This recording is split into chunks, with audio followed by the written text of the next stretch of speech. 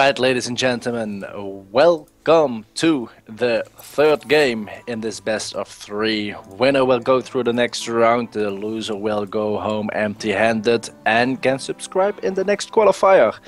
This is Ohana, and in the bottom we have got Daax, the green Zerg player. Oh. No, I pressed the wrong button again, but never mind. And at the top we have the blue Terran. Oh well, and these guys are both quite skilled. So I'm really wondering what is going to happen next. Yeah, and we see as the qualifiers are progressing here, the first qualifiers of the Dutch StarCraft League, that the skill levels are getting increasingly close to each other.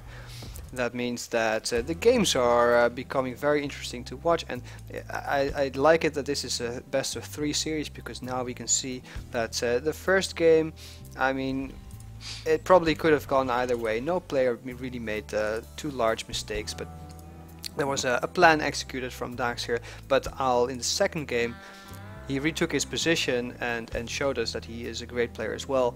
He got some minor advantages early on in the game, and yeah, he really stuck with those, and he made that work. And we saw a enormous attack, and actually some waves of attacks of Marines and tanks, and even Thors being added in later. And yeah, Daax didn't have an answer to that, so great play from Al there, and I really like seeing the third game here for both players.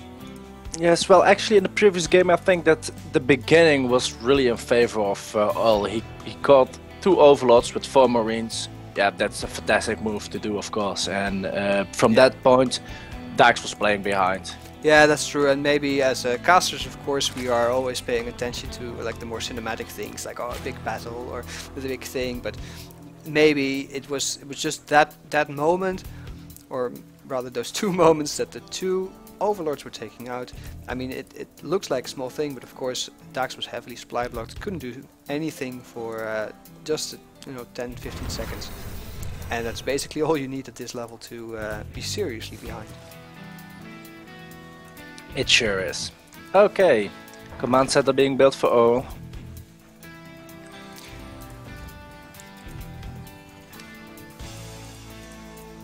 Ohana, not the cheesiest map, but of course it is kind of it's a long map, but also a narrow one, and there's lots of attack paths basically, because we have here the 2 watchtowers in the middle, but always there's these paths to sneak around with the bushes here to hide from sight. So it's kind of it's quite a nice map actually, and it's been in play for some time now. As are all maps, of course, and we love seeing all the new maps and all the new plays in the Heart of the Swarm. Are you we should. Looking forward to that, OD, or not at all? Yes, but I still haven't bought the game, right? I still no. Serious oversight on your part. Yeah. Anyway, Al here successfully managing to save his SCV and kill those 2 pesky Zerglings. And again, the 4 famous marines are going to walk around, and let's see if he is going to find the overlord right there. No. No, that overlord was safely out of sight, and Daax knows better now than to send his overlords out into the open too much. Although this one, of course, will go and check out the third. But that's quite a safe move.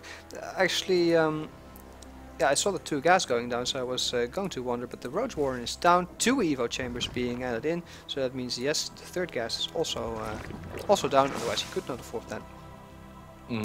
And now the question is, I've actually seen, maybe you've seen them as well, Stefano showing his... Never heard of him.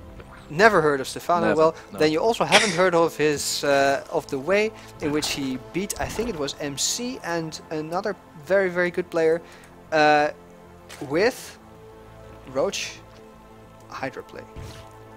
you know, With Roach against Hydras. a Terran.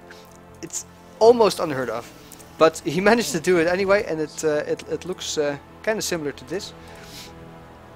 But I don't know. I'm not really expecting Daax to do it, but who knows, man? Would be awesome. Yeah, well, we will see it in the next few minutes, and here we will try to take his third. Oh, Oh, look at that that's block! unfortunately. That was a really nice block by Owl there. And this is even. And the second drone goes down as well. That you know. The that misfortune was here. the thing all could hope for. So okay, but he's definitely not doing the Stefano build, but No. instead just going for a Roach Warren to make some roaches to defend against those unfortunate Hellions that just ran in and killed 2 of the drones that were sent out. Yes, and But Daax also on Cloak Banshees again, but I think this time Daax will see it coming because his overlords are spread on the map. No, Well, not there's that, an overlap here. not that overlord at the sides of the map. Yeah, we'll see the Banshee coming. Yeah, that's you'll see the Banshee going. So Of course, you won't see the cloak, but he might guess it's there. And the third command center going down here in the base will take a long time actually for that command center to be lifted and sent anywhere, but it's quite safe. but look at this, the Banshee is flying through the middle right now, so all knows the sides are probably being covered. Well, I mean, he has the complete map control with his Hellion play, so that's the great thing about the Hellion Banshee opening, is that you have map control, so you can just send the Banshee wherever you want. But look at that, there's an Overseer and 2 Queens, so the Banshee will get denied. And that's of course the Nice reaction. That's of course the occupational hazard for Banshees. Is running into some Queens. Oh man. I wonder if they get insurance against that, but well, never mind.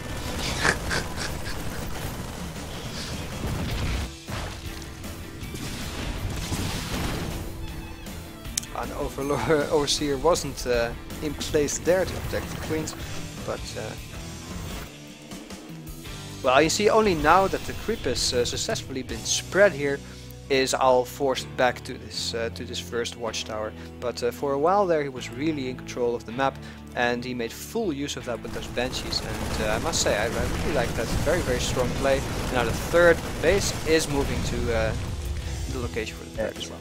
And Big Bird, you were absolutely right about those Hydralisks, because they're being built right now and a few are already done. So this will be a Roach Hydra composition.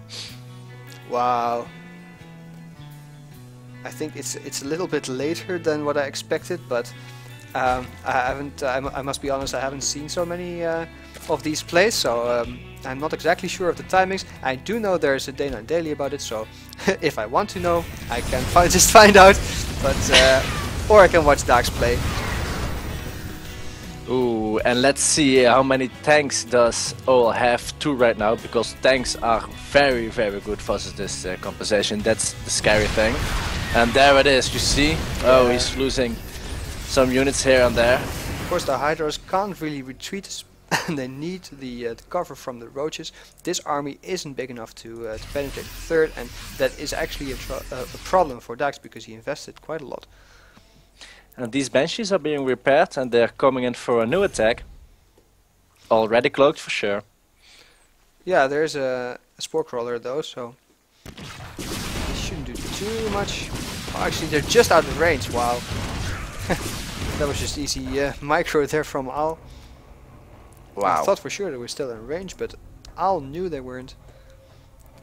Now we do see a kind of different image though. The Terran, it's not an unfamiliar sight. The Terran just holding up, barring inside his 3 bases, building up his unit count, adding in more tanks of course, which are perfect against the Hydras.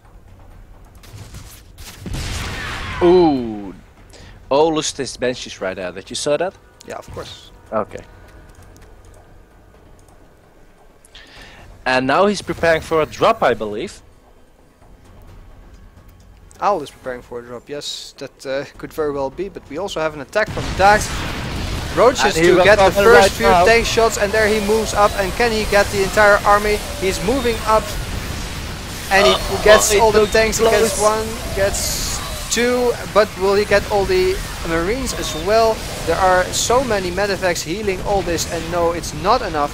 And Daax, he walks through with 3 roaches, but there's 2 and just 1 left. And he lost a big chunk of his army. And the drop is still coming, and there he's unloading. Quite safe. He wants to check if there's a base here. And actually, will he get another drone? Oh, he knows his timings, man. Look at that. Does he actually respond? He doesn't respond yet. He wants to kill some drones. And another stim. And meanwhile, he's also moving out and taking some map control. Oh, he's moving out with a lot of medevacs, some marines and tanks. Yeah, he smells blood because he knows that Daax threw away so much money on that attack, and he's he should be slow to rebuild and cannot really transition out of this. He's trying. There's 2 infestors on the way, but 2 infestors without a lot of energy will do little against this composition. Oh, brother, it's not looking good for Daax right here. He did save his 4th base, which is nice, but it wasn't as safe for the long run because against this many marines. No, cancel it. Not a cancel though. The tanks are really great. Oh, can he get a fungal? No, he doesn't. Yeah, and with just 2 infestors and 3 hydras, this army is not what we would expect or what Daax would hope. He does have a creep highway here that's quite nice, over half the map. But oh, he walks on here, and actually there's a stim for Owl to catch him off guard. Can he get tanks as they're sieging up? No, and actually the entire army he does not. But he gets some marines, I believe. And those tanks are really crucial in this game. And what is that vessel doing? Come on, vessels.